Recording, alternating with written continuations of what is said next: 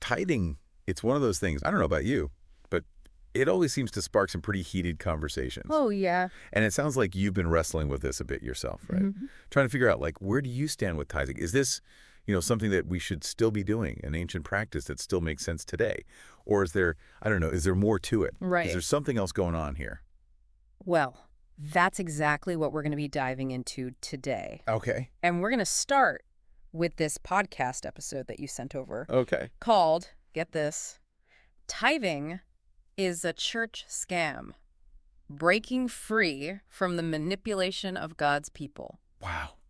I know. Quite a title. Right. Like, come on. It definitely gets your attention. So we're going to break it all down. We're going to look at what they're saying in that episode. We're going to look at some of the historical context, some of the biblical context. Okay. And hopefully by the end of this, you'll have a much clearer picture of, tithing in general. Yeah, I think that's important, having that context, especially when we're talking about, ancient practices and texts. Right. It's really important. Okay, so this episode really jumps into the Old Testament right away. Yeah. And kind of paints this picture that tithing back then was really all about keeping the Levites, like, comfortable. Uh-huh. What do you think about that? Well, I guess there is some truth to that idea, right? Yeah. That tithing in the Old Testament, if you look at like Leviticus 27:30, Right. it talks about supporting the Levites, and they were the priestly tribe in ancient Israel. Right. And, they didn't inherit land like the other tribes. Mm-hmm. So the tithe was basically how they, survived, I guess you could say. Right. And that was primarily agricultural produce back then. Yeah. So, to say that it was about keeping them comfortable, I don't know about that. Yeah. Remember, this was a very different time, very different society, an agrarian society. Right. Life wasn't exactly luxurious for anyone, Yeah. even the Levites. That's a good point. Yeah. It's so easy to kind of take our modern ideas Right. and sort of impose them on, a completely different time and place. Yeah, I mean, like, what we think of as comfortable today, Exactly. probably very different from what they would have considered comfortable. Yeah, totally different context. Yeah, the main takeaway here is that it had a very specific purpose. Right. Like socially and economically within that context. Uh-huh. And it wasn't just about giving money to a church like we think of today. Right. Okay, so let's jump ahead a couple thousand years Okay. to the New Testament. Okay. Now, this podcast episode we're talking about, it really argues that tithing isn't even mentioned in the New Testament Great. as something Christians should be doing. Yeah. And they really use that to question, like, the legitimacy of tithing as we know it today. Yeah. So what are your thoughts on that? I mean, it's true. Yeah. You won't find like a verse in the New Testament that says like, thou shalt tithe, 10% or whatever. Right. Yeah. But that doesn't necessarily mean that giving is off the table. Yeah. It's just that the way they talk about giving is different. Yeah. It's more about like this cheerful, voluntary giving, Yeah. like you see in 2 Corinthians 9:7. Right. There's no set percentage. There's no sense of obligation. Which kind of contrasts with how this podcast episode Yeah. paints this picture of modern tithing, Right. as this potentially manipulative system that makes people feel guilty if they don't give. Right. And they bring up a good point, too, about the early Christians. Uh-huh. They talk about how, the early Christians, they practiced this radical sharing and communal living. Like you see in Acts 2.4445, they pooled all their resources together. They supported each other. Yeah. And that's a very different model of giving. It really is. Yeah. It's not about a fixed percentage. Right. It makes you wonder, have we kind of strayed from that a little bit? It's a good question. Like that community-centered approach to giving. And they were really meeting everybody's needs. It wasn't just about like funding a specific institution. Okay, so speaking of different mindsets, Okay. let's talk about the prosperity gospel for a second. Okay. Because the host of this podcast really goes in Yeah. on how some churches Right. really use Malachi 3.10 Yeah. to basically say, hey, if you tithe, God's going to shower you with blessings. Right. Like financial blessings. Right. Bring the whole tithe into the storehouse so that there may be food in my house, and thereby put me to the test, says the Lord of hosts, if I will not open the windows of heaven for you and pour down for you a blessing until there is no more need. But they're arguing that, that's twisting the meaning of what that verse was really about. Yeah. So what was that storehouse really about? It wasn't, some kind of abstract concept or like a church bank account like we might think of today. In Malachi, it was a literal place where they stored grain and food, especially for the Levites and the poor. Right. So it was really about taking care of the community. Yeah. Not about like, I'm going to get rich. Right. So to use that verse and apply it to like, your own personal financial gain. Yeah. Seems like kind of a stretch. Yeah. What do you think about the ethics of that?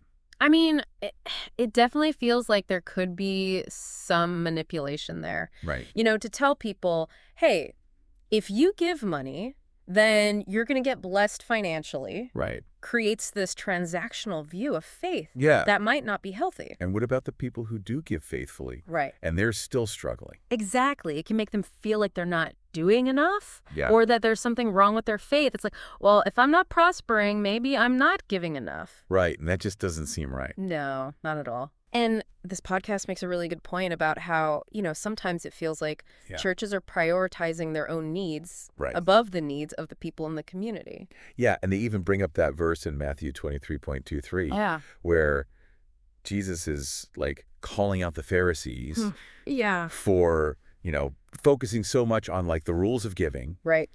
But they're neglecting justice and mercy. Right. And those things that, maybe are more important. Yeah, and that's a good point because it really challenges us to think about, is our giving actually lining up with what Jesus was talking about? With the values that he was talking about. Exactly, Okay, so we've covered a lot of ground here. We have. From the Old Testament to the New Testament to even, modern day interpretations of things like prosperity gospel. Right. And it seems like there's a lot of different interpretations of this whole tithing thing. Yeah, it's not a simple issue. No. And I think for our listeners, the important thing is to really understand the history. Right. And how it's been interpreted throughout, time. Mm-hmm. It's not black and white. Right. There's a lot of nuance there. It seems like what this podcast episode is really pushing for is, a more critical look at how churches are handling tithing. Right. And whether or not that lines up with biblical values. Exactly. And to really think about it. Yeah. And ask yourself, well, what do I believe? Does this make sense to me? How do I practice this? So what would you say our listeners should do with all this information? That's a good question. Like, what are some steps they can take? Okay, well, first, I'd say maybe have some open and honest conversations with your faith community. Right. Talk about how the money's being used and whether those practices align with what you believe. Yeah. Your own understanding of biblical values. Transparency and dialogue. Exactly. That seems like a good starting point. Yeah. So maybe it's not just about blindly giving a percentage to your church. Right. Maybe it's about finding ways to give that feel more authentic to you. Exactly. And more meaningful. Yeah. And maybe that means supporting causes that you're passionate about. Right. Or maybe it's volunteering your time and your skills. Right. Or maybe it's advocating for social justice. Those are all great ways. Okay. So we've really dug into some of the arguments that this tithing is a church scam episode is making. We have. And I think it's definitely given us a lot to think about. Yeah. But before we jump into the next part of this deep dive, okay, I want to leave you with something to think about. Okay. How do you think all this information might change your own approach to giving?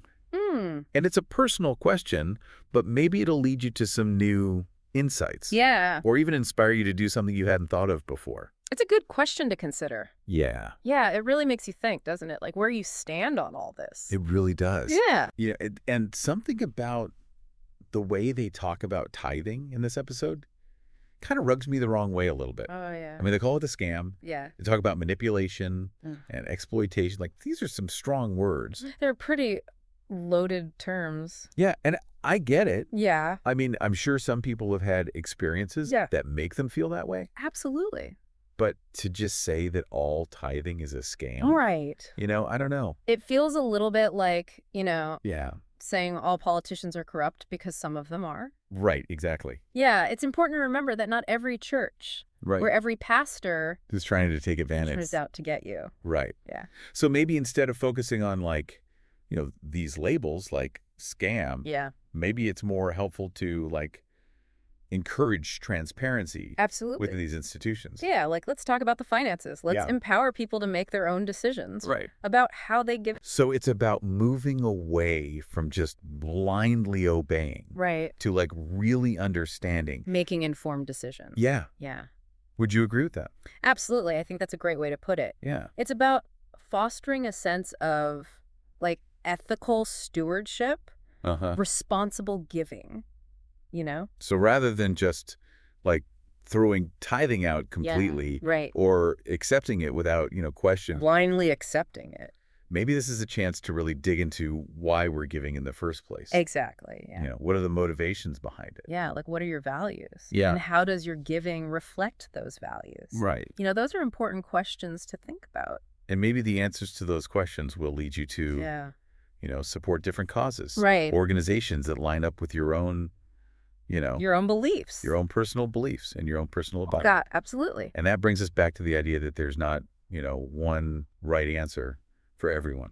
Right. It's about finding what resonates with you. Exactly. Yeah. Your values, your understanding of your faith. Yeah. Now, this podcast episode, even though it's pretty critical of tithing, they do encourage people to like do their own research. Yeah. And explore different organizations. Absolutely. And I think that's great. Yeah, it's not just about, giving. Yeah. It's about thinking critically about where your money is going. Where it's going and how it's being used. Right. Exactly. So we've talked about the potential for manipulation and the importance of transparency. And accountability. Yeah, exactly. Yeah.